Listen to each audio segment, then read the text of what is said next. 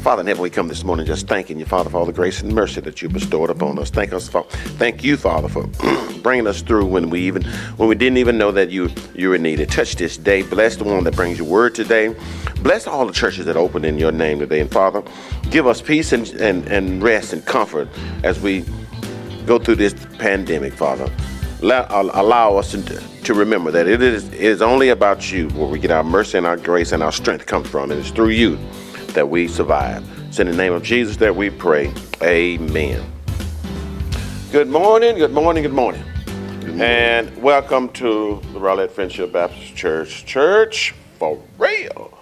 I'm Reverend Edison, and on my right is the infamous Reverend Smith. How you doing, Reverend Smith? I'm doing good. I see you put a little extra on it. For real, man. Yeah. This is for real. We talking for real stuff this morning. You all right this morning? I'm doing great, man. Good to see you this week. You know, pandemic go good. The pantry go good yesterday. Hey man, the pandemic didn't go nowhere. It's still here, but the pantry, it was okay. It went good. Yeah. Okay, is it me or are the numbers down this year? No, the numbers are not down. What ended up happening is that they had a break, and then the people who supply the food, they didn't open for a while, so we had to miss a week, and then we missed another week, and then the ice came. Then the weather we missed it. Right, and then we missed and stuff, and so it wasn't that the numbers went down. It was just that the place where we were getting the food from, they were shutting down, and we wasn't getting as much food as we normally do get. So now they're back up and they're back running. So we did pretty good yesterday, about like we normally do. The seniors were back up. Yeah. We normally we had like 10 or 12, seniors and stuff. So everything else is fine. Still got plenty of help. No, we still need more. Still need more help? Yeah. Still need more people. Yeah. Y'all, you heard it right there from Reverend Smith. We still need more help at the food pantry. Good morning, Pastor. Good morning, Anderson. How you doing this morning? I'm good. You all right? I'm good this morning. How was being off yesterday? Well, I know you probably wasn't off, but off from the food pantry yesterday. I spent 7 hours writing the paper. Oh. So you needed time, right? And I'm gonna need another 4 or 5 hours to conclude to get it done. Paper, to get it in by 11:59 tonight. Oh, wow. It's like what you got a paper every week? Yeah. Okay. Every week is. Last week was a 6-page book report. This week was because of the ice storm, it got flipped. I got extra time to do the 3,000-word research paper, which was due last week. I'm getting it done this week, and so. Wow. All that stuff got done this week, and so. Ain't nothing like education. And that's just the draft. So the final is due next Sunday. Wow.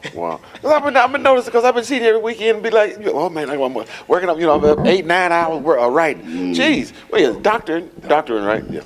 Don't be Dr. After McKinney. Oh no. See, you don't know yet, huh? I can't say it. Say don't count the chickens just yet. Look at that. This 2.5 more years of this. I don't know. 2.5? Yeah. Well, the last half of it is the last year is your dissertation, which is 120-page dissertation that you put together. Just writing. Wow. Just thinking about it just now just makes me want to. I know. Wow. Scary. But I want to teach more, and I told you guys it's focusing on Christian leadership and Christian education. So I want to be able to teach even more, and so it's going to help Rowlett Friendship as we try to dig into some different things with leadership and education. So. Well, good. Well, I'm glad to see you still working on your education path. Don't give up. Don't give in. Easy said than done. Yeah, I know. Well, welcome back to our show. Welcome to our viewers. We hope that you had a great week as well. Last week we talked about separation anxiety. Y'all okay with our end results on that one? I'm fine. I'm fine with it. As much as it is, as much as it could be. I'm fine with it, yeah. Well, this week we got a unique topic, and a topic that I know everybody's dealing with in some way or another, and it is, why should I take the vaccination? Now, I did a little research this week, and I talked to a few people this week about the vaccination, and I'm getting mixed feelings. I got mixed feelings. It seemed like and this was black people because I concentrated my conversations to black people, and it seems like the Christian black person is okay with the vaccine, but the non-Christian black person wavers. They don't, they brought up things like, man, how we supposed to trust? I don't want to take vaccination when everybody in the room look like me. I can't trust them. This exit administration, we can't trust them. Look at all, look at what we found out about them. They're more new. The attitudes of the last administration is not new. Maybe we got 20/20 vision on it, but we've been hated since we've been here, ain't we? I don't know, but okay. But the question today is, why should someone take the vaccination? Now, my first thought was, well, wasn't there a polio vaccination? And you got to get your kids vaccinated for them to go to school. Because if you don't get them vaccinated, they won't get in school. And it just seems like it's better to have an umbrella in the rain than not to have one. What do you think, Pastor? Oh, yeah. You don't need I'm coming you first this week. Oh, that's different because You complained last week. Let's mix it up. No, because I would say this is that on our Confession of Young Adults, we had the conversation probably a little over a month and a half ago. We had this conversation, and even in that conversation, there was some misunderstanding out there because of historical context for African American people, black people. And so when we look at this, I understand there are reservations with it because anything that you try is always new. I always think about this before you get mad at somebody, is that they had bread, and where I'm from in Shreveport, we call this Cross Lake.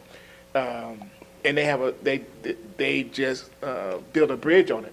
And the old guy says, I won't be the first one going across it. He says, not that I don't trust them, but I want to make it be tested out before I go and do it. Wow. And I always took that as a point that says some people are just going to be hesitant to make sure it does what it does because they don't want to be the first one out there to test something. It's like nobody want to be the first one to get the TV because if TV goes bad, you spend all that money on it. So there's always a hesitation about something new. But I think when you get to the black community, it's the non-trust with medicine. And that's been who we are all of our entire life. That's why, it's good. It's hard to get a black man to go take care of his health. I mean, that's across all. It's just not in the poor communities, the middle class communities, even the risk. It's really hard to get black men, to go to the doctor. And why is that? Because we have this hesitance about going to the doctor because of what has been done to black Americans since day one. And when it comes to men, women go religiously. Yeah. They get every checkup, every whatever. But men, we've always been that way. And so it depends on who you ask. If you ask women, they might be a little hesitant, but black men are totally hesitant for doing it. And so only you get past that is to have people lead the way. And so that's why I was told about. I got mine right out the bat. I was in one of the first lines of the VA to get it because I'm a veteran and I work at the hospital, so I was able to get mine quicker. And I got both doses. And it's amazing when I shared that, I got pushback from people that says, you this and you that. And I said, well, I did it for this reason because I wanted to be protected. I have underlying health issues. So I'd rather have, I'll use your analogy, I'd rather have the rain, the umbrella, than not to have an umbrella. Right. You might say, well, you might still get wet with the umbrella, but I won't get drenched. I won't get drenched. Exactly. Exactly. What do you think, Rev Smith? Think about what? Yeah, I'm sorry. Think about what, man? Doc, it's a simple answer for me. I take it because I don't want to get sick and die. And at 500-some thousand people who have died, and there are people who have been close to me who passed away, and they passed away right before the vaccine came out. And I always think, what if they had a chance to do it? It does not mean that you won't get the virus. It means that if you get it, you won't be hospitalized or you won't die. And actually, I joke about this, but if it was possible, I would do it. The Johnson & Johnson vaccine. That one? That one shot it's 100% against death in hospitalization. Yeah. So that Yeah. means even if you get it, you won't get to the point when you go to the hospital and you sure enough won't die from it. So if I had a chance to go back and get look here, I've been back and I got both my Pfizer shots. But if they let me get in line with the Johnson Johnson, I'll take that. Oh wow, one too. you take it too, huh? Wow. Johnson likely because it's 100% against. I got both of mine. I got the Pfizer and stuff. And I want to say this: when people are talking about stuff that hadn't been tested, it's been tested, and most of the people that they were testing were not black people. Right. And so it's not like they can't just launch a vaccine without having a study group. Some of them they give placebos, and some of them they do something else. And so before they will let them put it out, they have already tested it on people. The thing that's encouraging is most of the people that they were testing it on was not black. Yeah. So and you know why that was, right? Because they wouldn't come. They wouldn't come. So I mean, they tested white American, Asian American, Hispanic American, and Black Americans. They got enough of the white. They got a nice number of Asian, a small number of Hispanics, and a very small number against. And so you know, I've heard people say this. Well, they ain't tested on black people, so I ain't trusting. Well, first of all, they ain't have enough of us to test on. So you can't get mad at. And again, that could be like, well, y'all misrepresenting us. But again, if we're not going to take the vaccine, we sure not going to let you test it on us. Well, it seems that because it's getting to the point now that, well, when I watch the news, I'm only looking for one thing. What's that? Well, I'm sorry, two things. Okay. One is what the weather going to be like for the next day, and what the new case number is. And it appears to be going down. Now, is that because we're running out of new people to get it, or I mean, why are the numbers?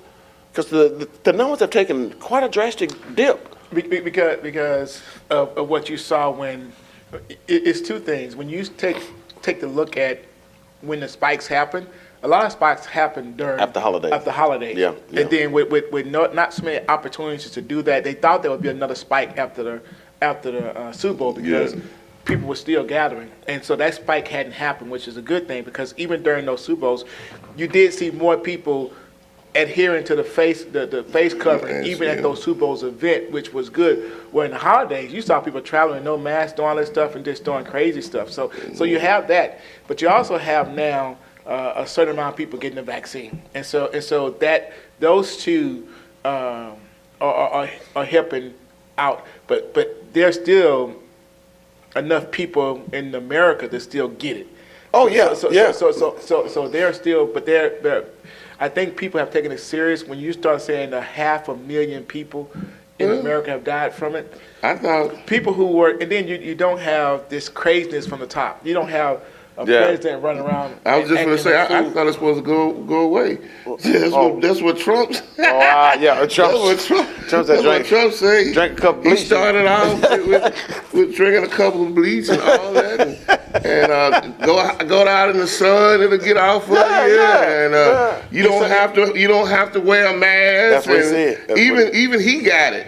And still came back and said you ain't gotta wear masks and stuff. I still don't think he had it. I don't think he had it. I think he was a ploy. I think it was a ploy. Okay, this is my question. That's just mine. I've been itching to ask this. I want to ask the pastor this question. At CPAC, they erected a 6-foot golden image of Donald Trump. And everybody was taking pictures of him, and they said it's not CPAC, it's TPAC. What do you think about that golden image? Is that a form of witchcraft? Well, oh Lord, not the witchcraft. I didn't need to see a statue to know how crazy people are about him. I can see who voted for him. I can see how they acted after he lost the race. I can see how when you still see people waving flags and still having that stuff, you have elevated a man above man status. Yeah. And so even in that, when we start to elevate people above their status, they made him be more than just whatever. And if we get to that point, that just shows how far we are gone. It's one thing to imagine it and know it. But when you start building tangible images, of the people, to me, that is something totally, totally different. And the thing that got me was I was looking at an interview, and the lady said that when he didn't take over as president, the QAnon, she said that broke her and she went away from that. She said, but at one point, she put Donald Trump above God. I can believe that. If you travel around Texas and see the stuff that's still up there, I won't say March, we're one day from March. The Donald Trump stuff. There's a 50 by 20 billboard, what is that, 36 by whatever billboard that says, pray for President Trump. Pray, Trump is still president. This stuff is still, this ain't. It's not gone. He lost the election in November. Right. November, December, January, February, finna be March. It'll be March. It'll be a 5 months this come next weekend. He'll be have lost for 5 months, but you think that he's still president. Yeah, but And you saw the congressman say, what's his name, says, if he run from, I will 100% support him. Why? Because he knows that he has 72 million people back in him. and he just got through talking about him. He said he had more wrinkles in his chin than he had in his brain. And then he came right back after that and said, I would definitely accept it. I mean, they talking about it. They were talking to one lady. She was like, no, sir, you're wrong. That's why he did not lose it. It's a mind-controlling type of thing. And it's a mind control and domination. Yeah.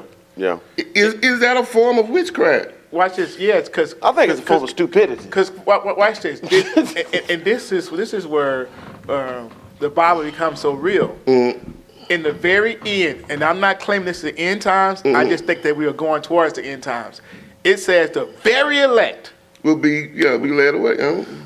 Is that not what's happening? Sure enough, people you're going to see in heaven are being persuaded by this false leader. Demigod. He's a demigod. As much as Trump hoops and holler, everything is about Trump. Yeah. It's about elevating himself to be worshipped, that be loved, and that's what he does. And whatever side that will worship him, put it this way, if he got elected in the evangelical side of the house, would have just raised up and did all these great things, he would have fallen behind them. But so it happened that he got into politics because of the radical right, the supremacists pushed him into office and kept supporting him. So he just went, hey, they love me. This is who I'm going to be behind. And he even said, these folks love me. When I was raiding the Senate, these people love me. I love these people because he wants to be praised. He wants to be God. Yeah. Wow. Been doing that.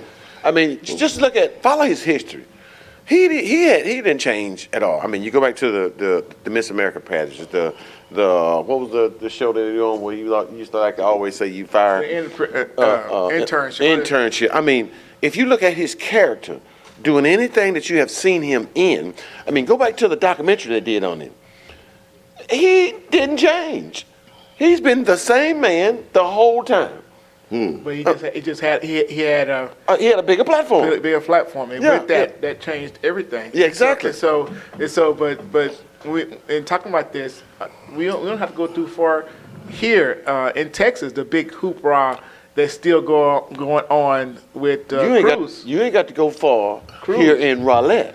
I ain't gonna touch Rowlett. I'm touching Rowlett. Okay, I remember George Bush Bridge and 66 for months. You mean the Route 66? No, Route 66. Route 66. I thought you said and George Bush 66. Every Saturday they was out there at 8 a.m. And they stayed there all day long. Doing what? They were at the bridge. Trump rallies. Yeah, every Saturday. Every Saturday. You didn't see that?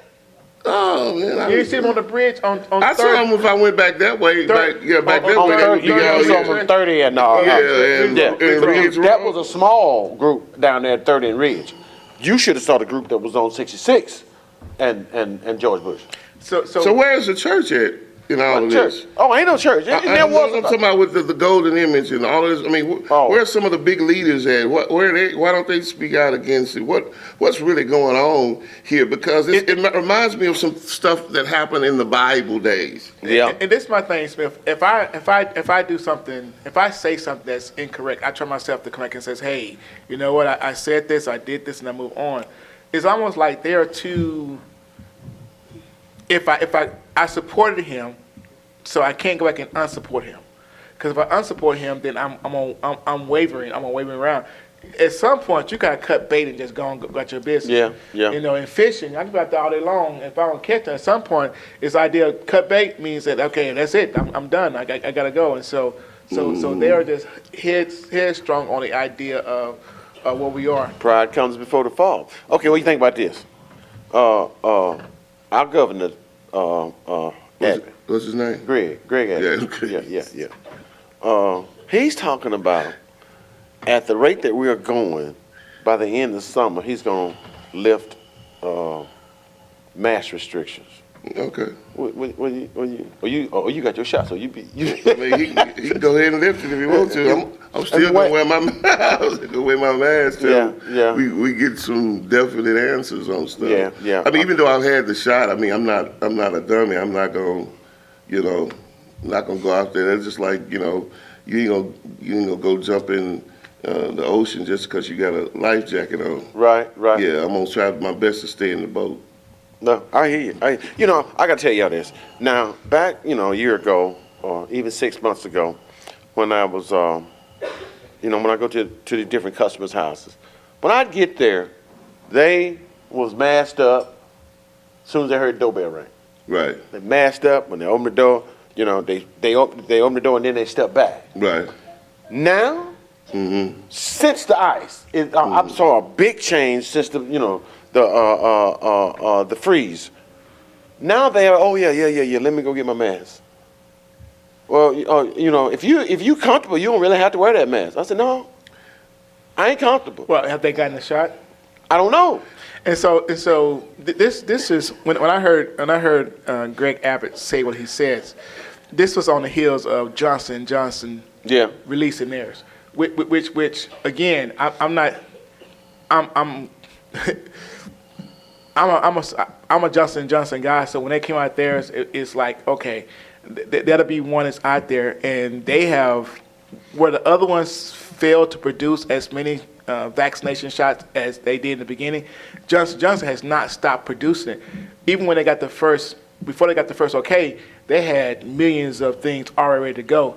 Their doses does not need to be kept at negative 70 degrees. Right. Yeah, just straight in the refrigerator. And so two good things about that vaccination. It says that, to go from negative 70 to usable is 90 minutes. And once you do it at 90 minutes, it cannot go freeze again. Back. So you got to be able to use it right there.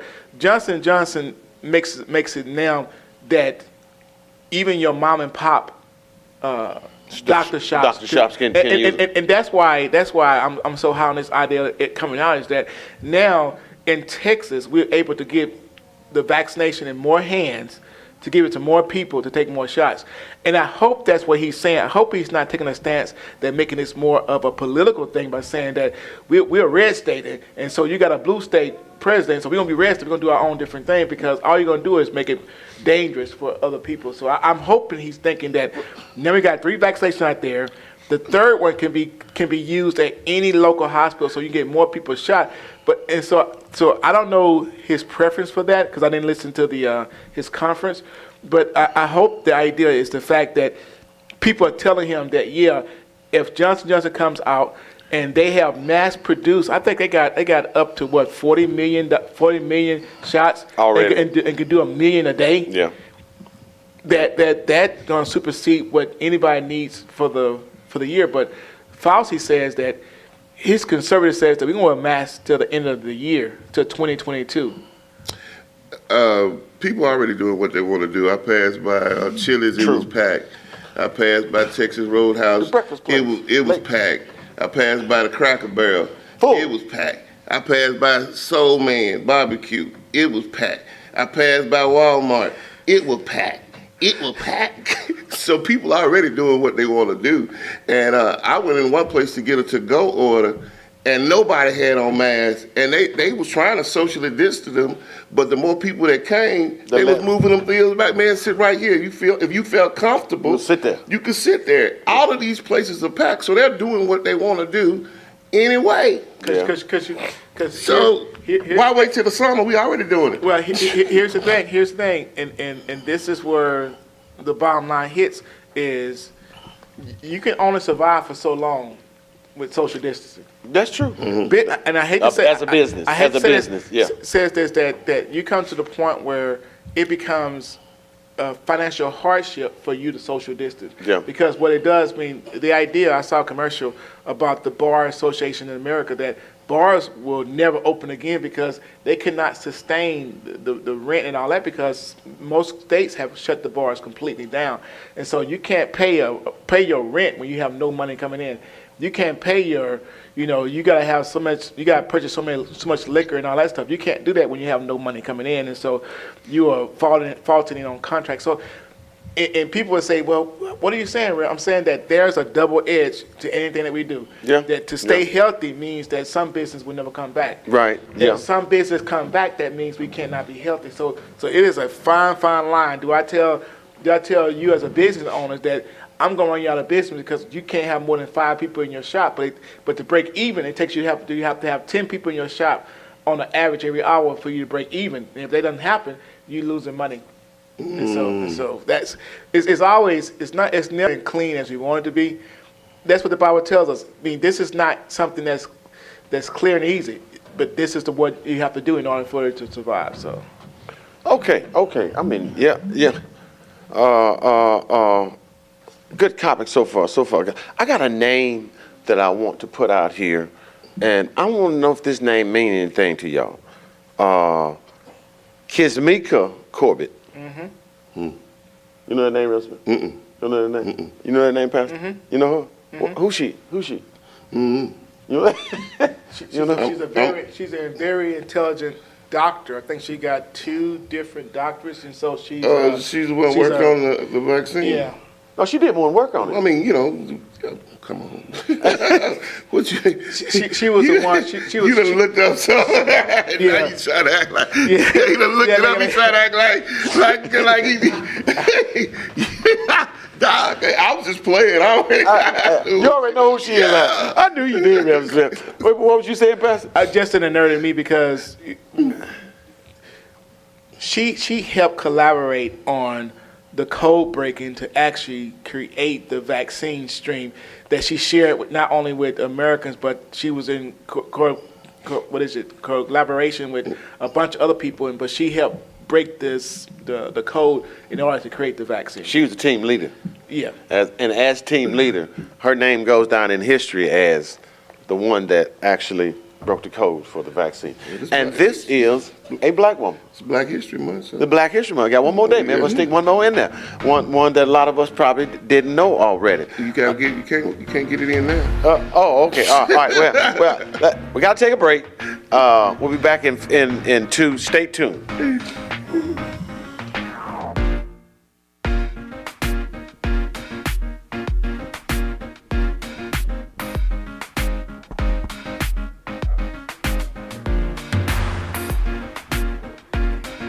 If you would like to purchase a RFBC 5-year anniversary t-shirt saying God and Us, please see Sister Chandler to place your order. The cost is $18 per shirt. Weekly Bible study, every Wednesday at 7 p.m. Tune in for a great discussion. Don't forget, online giving is available for tithes and offerings using debit, credit, or e-check. Go to www.rowlettfriendship.com under Give. Thank you so much for listening in this far. We love that you are here with us at Church for Real. Do us a solid and tap the thumbs up button on wherever you're getting this feed from.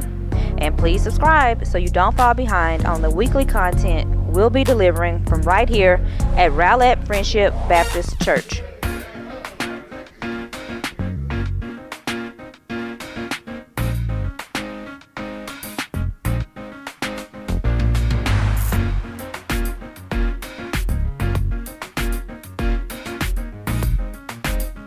John Johnson Johnson. I would be careful. I'm thinking they're gonna do a booster later on. 'Cause I'm thinking everybody gonna have to do it. They're gonna have to do a booster. This is gonna be an annual thing. Yeah, it's gonna be kind of like you do the flu shot. I mean, because it's a virus and it's not going away. Yeah. Okay. All right. Welcome back. We back. As y'all can tell, we never really stopped talking about. But we were continuing our conversation about Mrs. What did I say her name was? Corbett. Mrs. Corbett.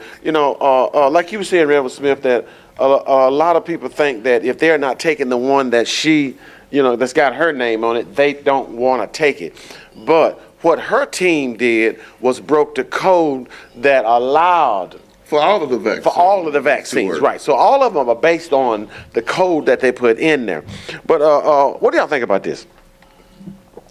How do we, this panel, what do we say to, thank you, Deacon Roberts, to people to break that mentality that if I'm not taking Colbert's, vaccine, if everybody in the room looks like me, that I don't trust it. I mean, what do we say to people to get them to understand that this is not the first vaccine that came out? This is vaccines are not new to us. And I heard someone say this, and I'll do it this way. Medicine has come along so far in our lifetime, and I listen to a lot of sports stuff. So let's talk about this for a second. 20 years ago, if you tore your Achilles tendon in basketball, you're done. You're done. Yeah. Over the last 3 years, there's been a female athlete who tore Achilles tendons and came back and just never lost a step.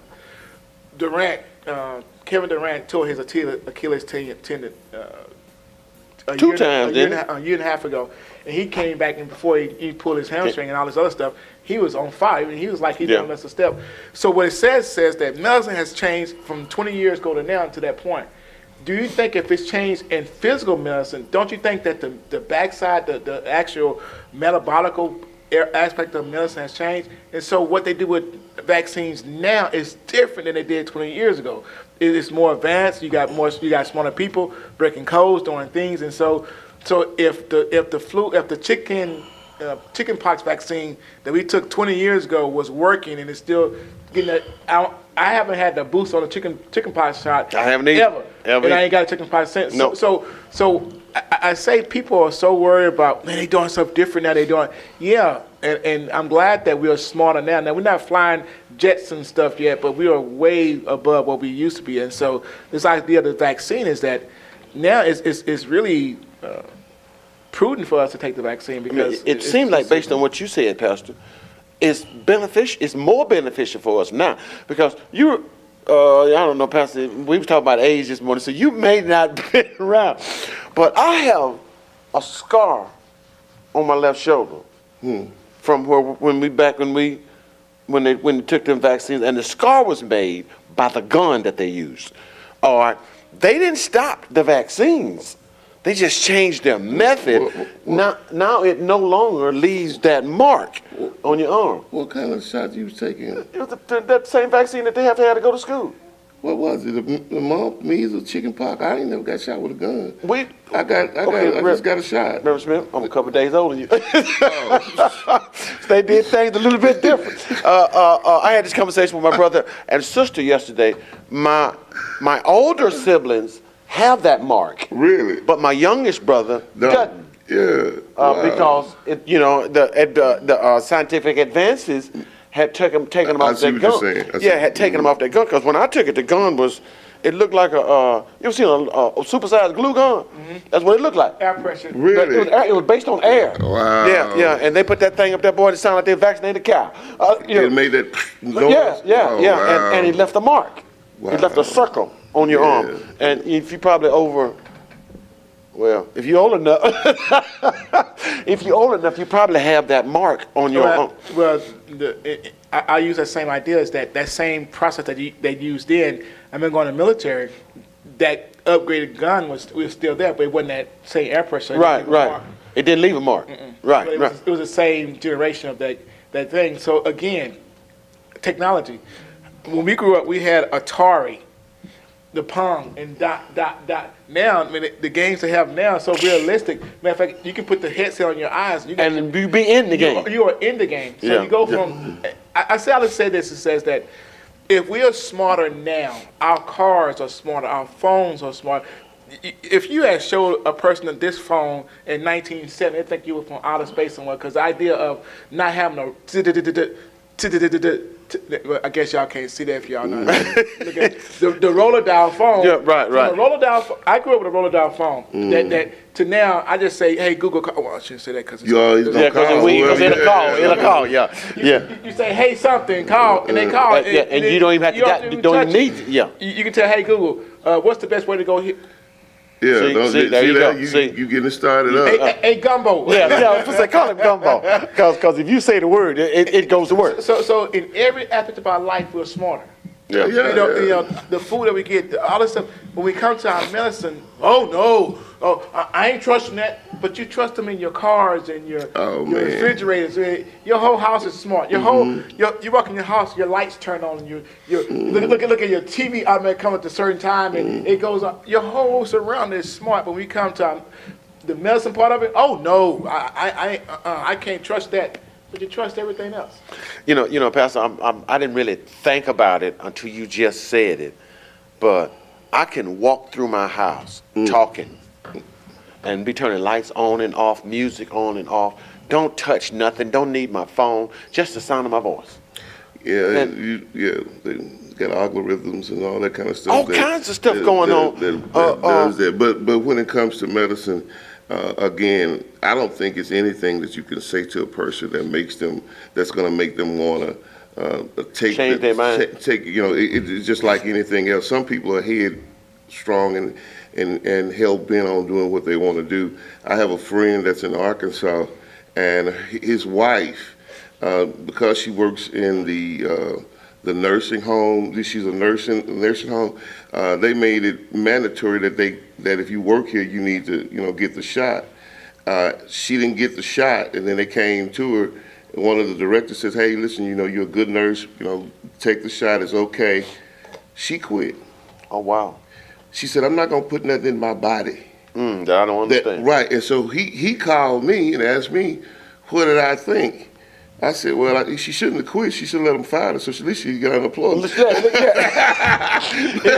you got to go smart. I think she made a big mistake. Yeah. Because they were giving it to her. She was first in line to get it, and she just quit. Didn't want it. And it was nothing nobody could say to her to make her do that and stuff. And a lot of people don't want it until something happens to somebody that's close to them.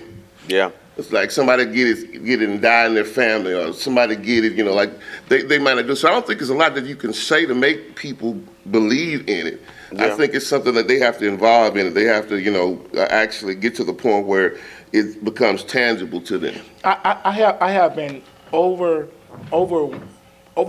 I think, with the turnout that I've seen because military people, I know they would turn out, but there hadn't been a day since we let the vaccine come out that we hadn't had lines of people in our hospital. When I say lines, lines of people. Now I love that they got the process in place that they have 20 nurses giving shots. Like it takes about 5-10 minutes to go through. So we got these people in line, and these are older gentlemen, mid-aged. It's just been 300, 400, 500 people by the hour coming in and taking the shot.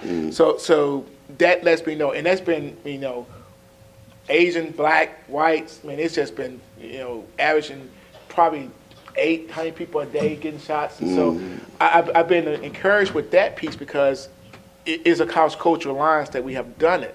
And so you said something, Smith. It takes them realize that this shot can help me, or it can save me from what I'm going through. And that's an individual decision that person has to make. And all you can do is present the information and hope they make the right decision on it. Because, I stopped trying to argue with people about it. Hey, I'm an example. I took it.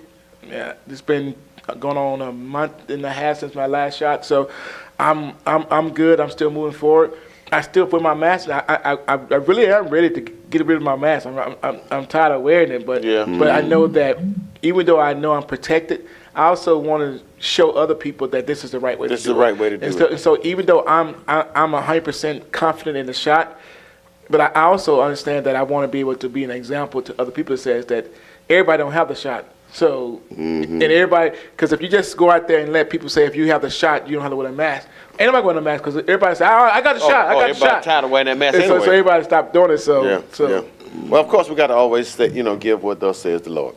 All right. The Bible gives us a foundational key to physical and mental health. That key is simply this: my son, do not forget my teachings, but keep my commandments in your heart, for they will prolong your life many years and bring you prosperity. This will bring health to your body and nourishment to your bones. This is found in Proverbs 3, 1 and 2, and number 8. But let me say this before you go on, Edison. There's still, the shots are not available for everybody. So you guys realize that, right? Right, So, I do. so even if we have this conversation is not valid for everybody because it's still limited to a certain group to only have this shot, which I think, I don't know how it says without sounding harsh, but I think we selected, our selection of who we have the shot to should have been more thought through than what's going on. Because I think teachers, educators should have been in the front line. That's what I thought, too. I don't know where you put them at, but anybody who works in the educational system, Should always be on the front line. Secretary, I don't care if you're the janitor. I mean, we're asking them to, first of all, do something that most of us don't do, take care of our kids. Well, most of us won't do. Then second of all, we telling them to take care of our bad kids, that we made bad kids. Yeah. And then we tell them to go do their job. And I'm more furious when I see idiots saying they should get back to work and do their job. Well, first of all, if you train your bad kid, I'm gonna say something else.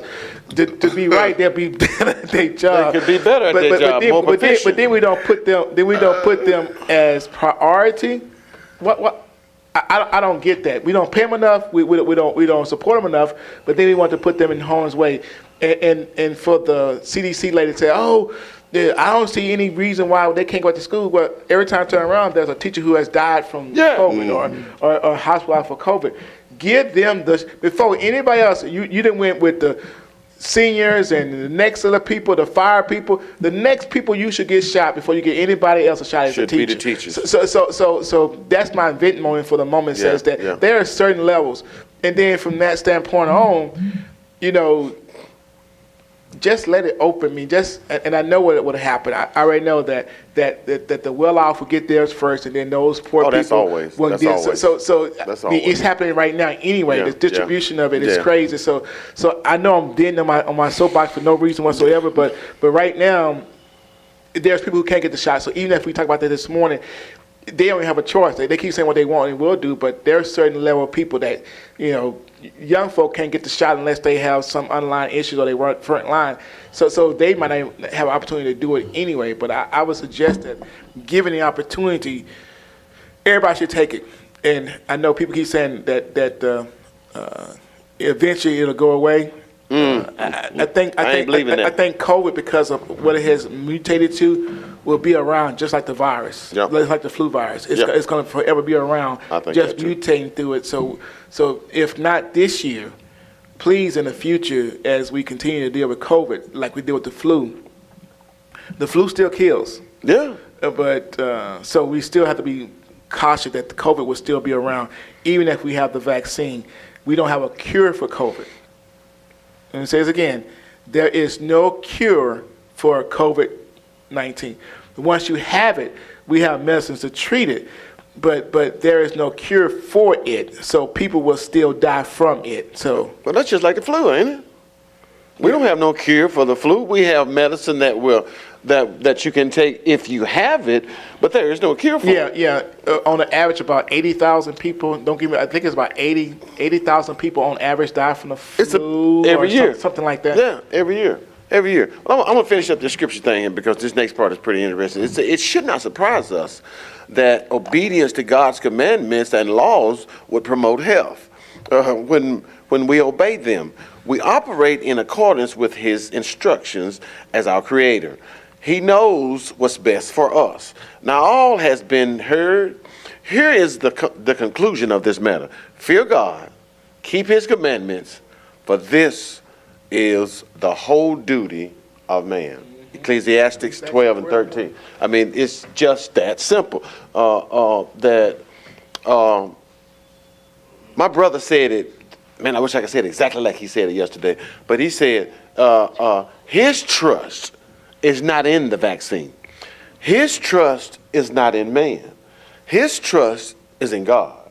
And with God on his side, nothing else matters. What does it say? With God, what does it say about the sticks and stones?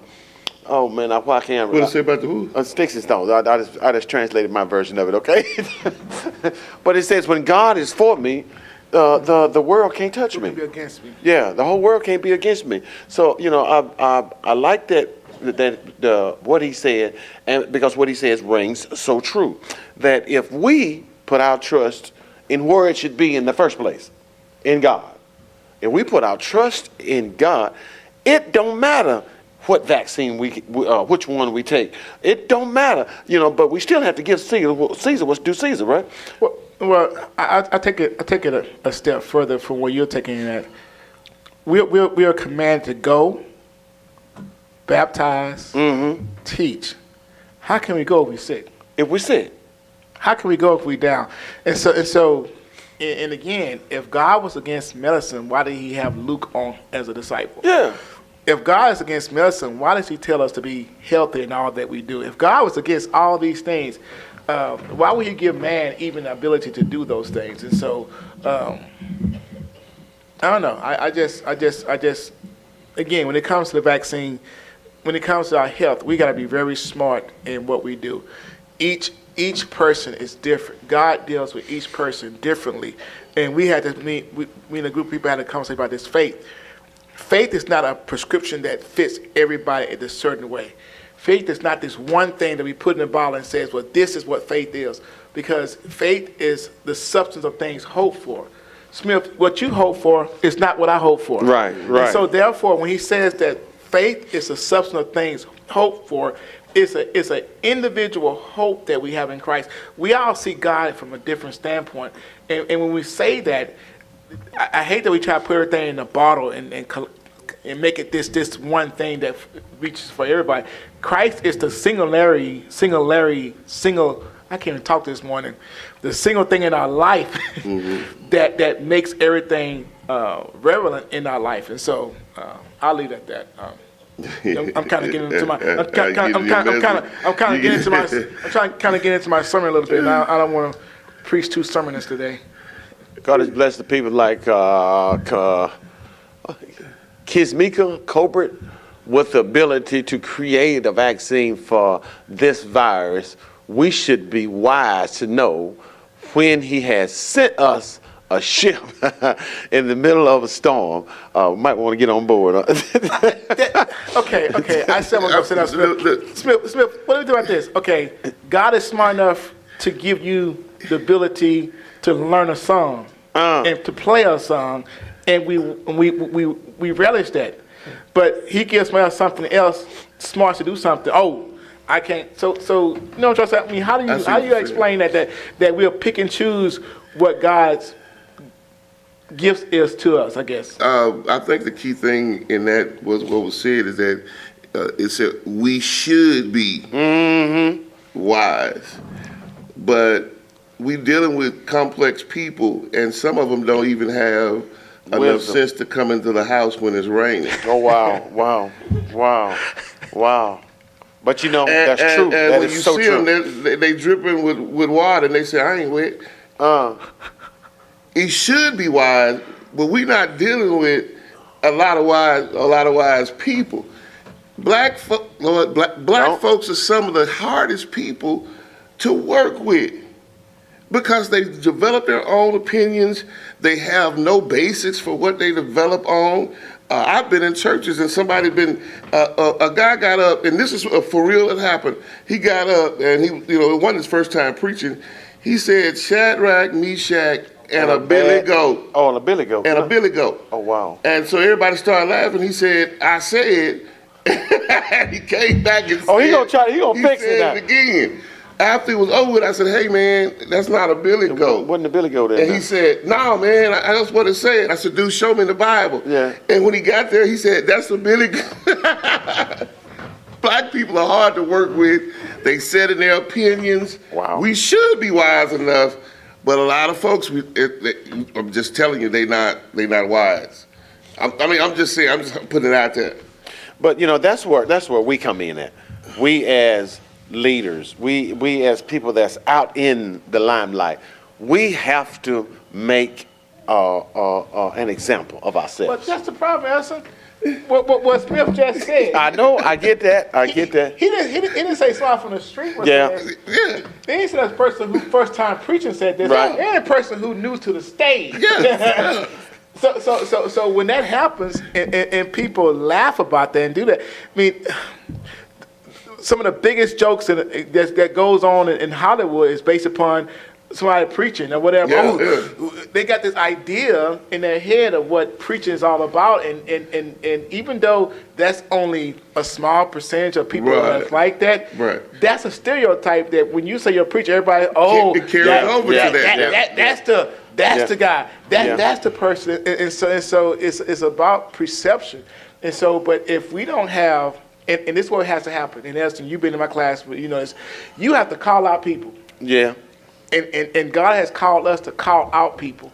And I probably have done it too much the last 5 years because I have been the pastor of the church, and I says, well, I got my little small church, and I'm gonna go back home and preach to them, so I ain't gotta worry about what people are gonna say. Mm-hmm. But you gotta be so confident. And I just and again, Elston, you knew me before I started preaching. You heard me tell it says that if the pastor is wrong, they wrong. Right. If leaders are wrong, they're wrong, and we become too conservative in our approach to say what's wrong. Man, back in the day, people would call out folk in a minute. What was his name? Pastor Ike, whatever his name was, trying to sell that water, his handkerchief.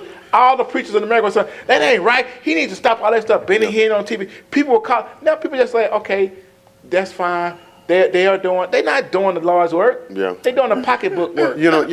When I was growing up in the church, if the church took command, if somebody did something wrong in the community, the church brought them before the church, and they stood down there while they called out their sins. Now, I'm not saying that was right, but they still call them out. Because I saw one lady get called out, and let's just say her case, she took her case to the grand jury because she was right and they was wrong. So it goes both ways. But the Bible didn't say pride comes before a fall for nothing.